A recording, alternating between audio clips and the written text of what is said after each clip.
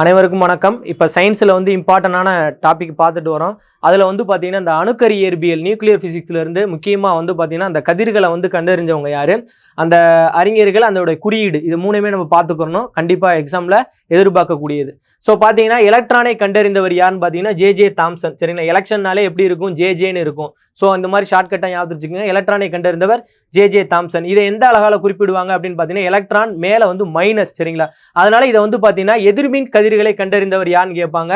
அதுக்கும் ஆன்சர் பார்த்தீங்கன்னா J Thomson தான். ஸோ எலக்ட்ரான்றது பார்த்தீங்கன்னா எதிர்மின் கதிர்களாக இருக்கும். அதை கண்டறிந்தவர் யாருன்னு கேட்டாலும் ஜே தாம்சன் தான். அவர் தான் வரும். அதே மாதிரி பார்த்தீங்க அப்படின்னா நேர்மின் கதிர்களை கண்டறிந்தவர் யாருன்னு பார்த்தீங்கன்னா கோல்டுஸ்டீன் கேட்பாங்க. அதே சமயத்தில் புரோட்டானை கண்டறிந்தவர் யாருன்னு பார்த்தீங்கன்னா கோல்டுஸ்டீன். சரிங்களா, இதுக்கு பார்த்தீங்கன்னா பி மேலே பவரில் ப்ளஸ் அப்படின்ற அழகால குறிப்பிடுவாங்க. புரோட்டான்ற மேலே உள்ள அழகு நேர்மின் கதிர்களாக இருக்கனால பாசிட்டிவ்னு நோட் பண்ணுறாங்க. இப்போ புரோட்டா என்ன கலரில் இருக்கும், ஷார்ட்கட்டாக பார்த்தீங்கன்னா கோல்டு கலரில் இருக்கும். ஸோ அப்போ புரோட்டானை கண்டறிந்தவர் கோல்டுஸ்டீன் அப்படின்னு எடுத்துக்கலாம். அடுத்து பாருங்க, நியூட்ரானை கண்டறிந்தவர் யார்? நியூட்ரான்றது பார்த்தீங்கன்னா ஒரு மின்சுமையற்ற துகள்கள், எந்த சார்ஜஸும் கிடையாது, அதுக்கு 0 தான் மதிப்பு. ஸோ இந்த ஜேம்ஸ் சாட்விக் அப்படின்றவர் தான் இதை கண்டுபிடிச்சிருந்தாரு.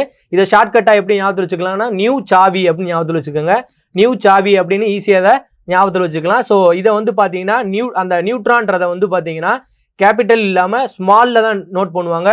ஸ்மாலில் பார்த்தீங்க அப்படின்னா மேலே 0ன்னு இருந்துச்சுன்னா அது மின்சுமையற்ற துகள்கள் அப்படின்றத டினோட் பண்ணக்கூடியது. N0 அப்போ மின்சுமையற்ற துகள் எதுன்னு கேட்பாங்க கீழ்கண்டவற்றில். அப்போ இது பார்த்தீங்கன்னா நியூட்ரான் தான். அடுத்து பார்த்தீங்கன்னா கதிரியக்கத்தை கண்டறிந்தவர் யாருன்னு பார்த்தீங்கன்னா ஹென்றி பெக்கோரல். சரிங்களா, இதுதான் கதிரியக்கத்தின் பன்னாட்டு அலகு அப்படின்னு சொல்லுவாங்க. கதிரியக்கத்தின் பன்னாட்டு அலகு யாருடைய பேரில் வருதுன்னா இந்த பெக்கோரல். ஸோ கதிரியக்கத்தின் பன்னாட்டு அலகுன்னு கேட்டாலும் பெக்கோரல். கதிரியக்கத்தை கண்டறிந்தவர் யாருன்னா ஹென்றி பெக்கோரல். நன்றி.